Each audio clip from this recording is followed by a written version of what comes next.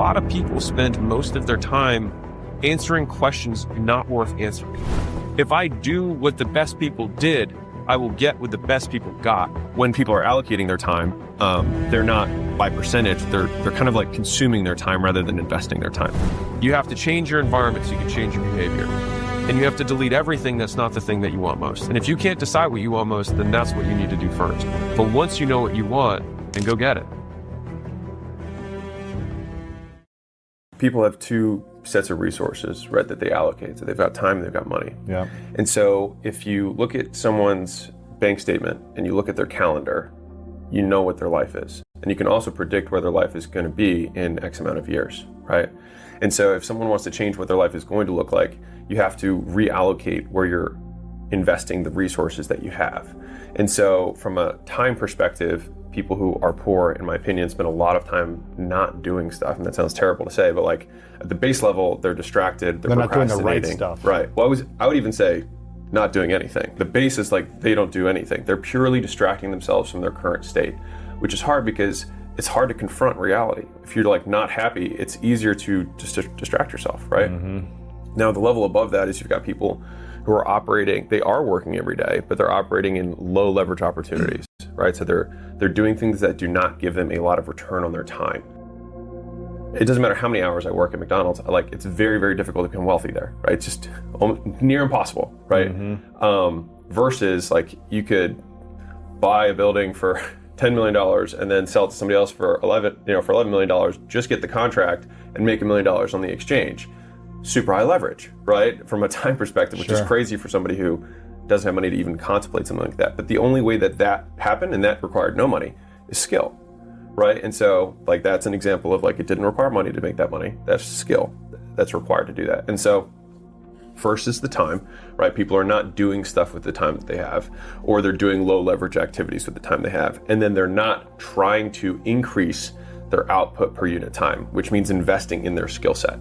So like one of the easiest ways to gain leverage on your time, and when I say leverage, just for everybody, like leverage is the difference between inputs and outputs in a system. So, Archimedes said, if you give me a lever long enough, I can move the world. And so to the same degree, if you have enough skills, you can do anything, right? And so skills give you leverage on your time. So you get more out of each unit of time. So if I'm a master cold caller, I will get more sales and calls booked for the same unit of time than somebody who sucks at it. Same time, more output. When people are allocating their time, they're not by percentage, they're kind of like consuming their time rather than investing their time. So they're either doing nothing or they're consuming the time rather than putting time into getting higher returns on their time, which is education, right? And so education you can have from like the conceptual learnings, watching stuff like this, or the actual doing, right? And so the first 1,000 cold calls you make, the first 1,000 cold emails you do, the first 1,000 doors you knock on, the first 1,000, like you'll learn more from that than you'll learn from every single book you read up to that point on the concept. You'll learn, right? And so people don't allocate nearly enough time to that in the beginning. And so I think one of the things that the formal education system did really well, that people poo-poo on it, is the idea of going into debt to gain education is something that fundamentally makes sense. The idea of borrowing from a future self that can make more money to pay for the thing that you're getting the skill for makes total sense.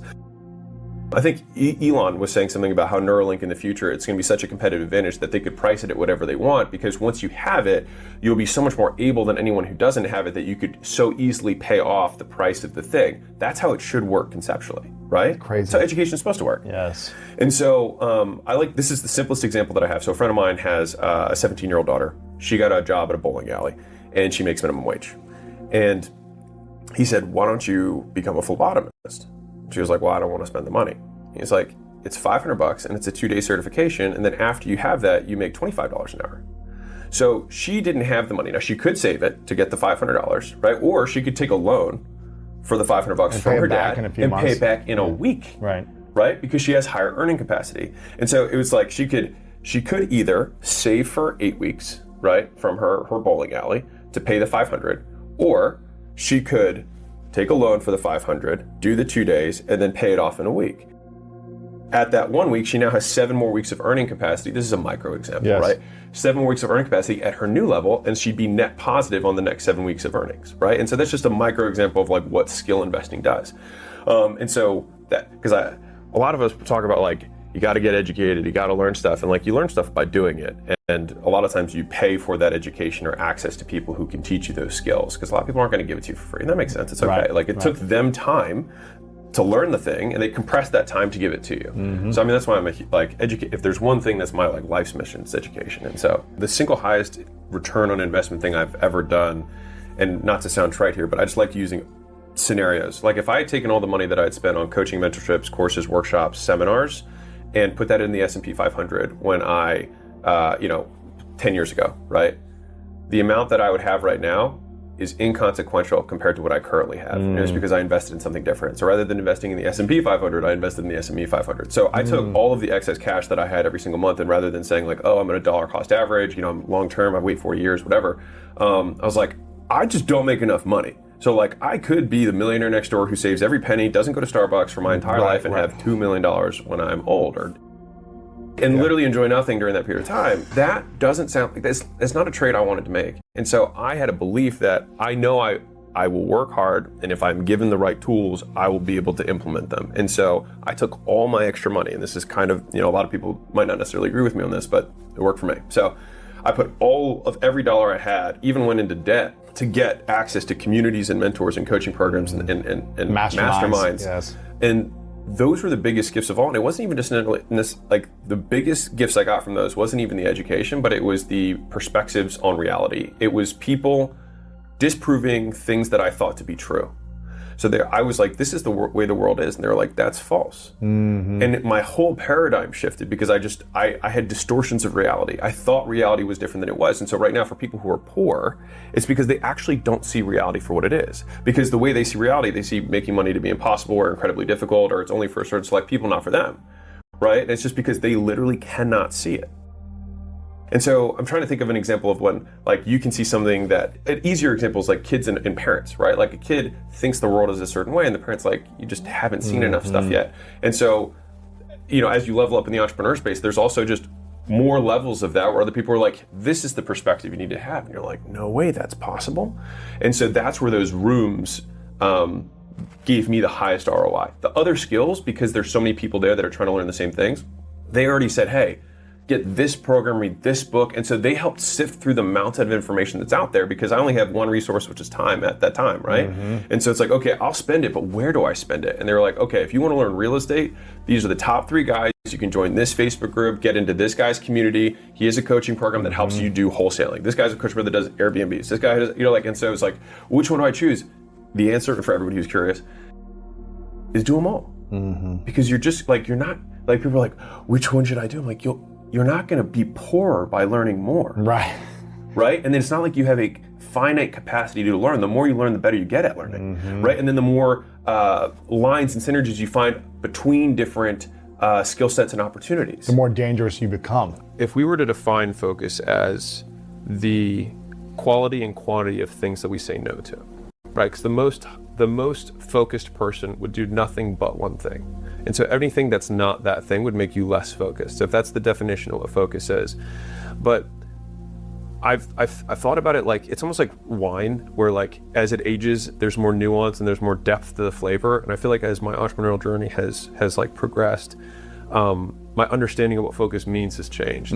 Because it's actually like focus from the top. It's literally from the top all the way down. Meaning the company needs to focus on one thing, not 5. And if we have 5 objectives for the year, it's because me personally, I haven't done my job, because one of those things is the most important. And if I can't tell my team this is the most important, then how am I going to expect them to make that judgment without the context that I have? And so it's like being willing to make the hard call. And I think a lot of people are afraid of making it. And the more I've doubled down on saying, if I have to choose one thing, you think differently. And so in thinking about that, like, this was 4 years ago, the big thing that I had was like, if I just built a big business brand, then I don't need to be the best picker of investments. I don't need to be the best negotiator, because I'll have more proprietary deal flow. So people they'll just want to come invest with me, or have me invest in them. And I'll be able to pick the best company, because I'll get more at bats than anyone. And I don't need to be a pro negotiator, because people want to do a deal rather than just like auctioning off between me and 10 other parties. And so it's like, if I can just, what's that one thing for this year? And I think where kind of strategy comes into things is by forcing that focus and saying no to the other things, you get really, really selective. And that's at the top level. I think there's this big fallacy that I've changed in terms of how I operate, which is that we actually do things in sequence. We do things in an order. Meaning, although you might have 5 people on your team, we need to deploy all resources towards solving this one problem. And then once that problem is solved, what happens is the fact that the other 4 fires exist, because let's be real, there's always gonna be problems. But the fact that the other 4 fires exist gives you urgency to solving the first one. And so you actually get 5 things done faster when you do them in order than trying to do all 5 at once. And yet for some reason, we don't regularly remind ourselves of that. And so this has been like, I'd say like that has been the single largest shift in my entrepreneurial career. And the reason that like at Gym Launch, which was the company that I sold, for those of you who are listening, the biggest mistake I made in that business was that when it was crushing, I then started basically another company, rather than doubling down on what worked. And basically the year that I started the second company, revenue didn't go down, but my growth rate went down a lot. So we added maybe like 30% in revenue when we probably could have doubled, because I put all my attention to this other thing. And so things are going really well at acquisition.com. And I had this inkling to do the same thing, just repeat the same mistake. And I was like, I cannot learn this again. The second one has been my understanding of talent has also kind of developed like a fine wine in terms of like how there's so much leverage with good talent. So for example, Steve Jobs gives this great analogy. He says, in New York, there's a ton of taxi drivers, and the worst taxi driver, if you had to get you across town, would maybe take you twice as long as the best taxi driver. Maybe he'd take you he'd take you a third of the time of the bad guy, right? But that's the difference between the absolute best and the absolute worst. But in like a knowledge-based business like mine, like yours, the absolute best could get 100 times more return than somebody who's even just good. And compared to bad, obviously, I mean, they basically wouldn't even ever happen. They couldn't even succeed, right? And so in thinking about that, I've doubled down on the arbitrage of intelligent, hardworking people, which is like, it's worth paying someone millions of dollars a year if they can make you tens of millions or hundreds of millions of dollars a year.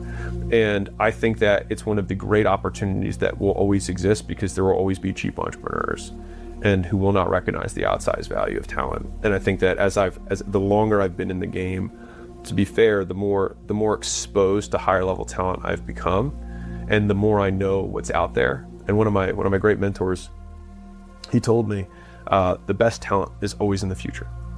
And so whatever your standards are, he's like, you always have to keep pushing that standard, because as things grow too, some people grow out of their sphere of competency. They're not as good at this level as they were before. There's nothing wrong with them or with you. It's just seasons.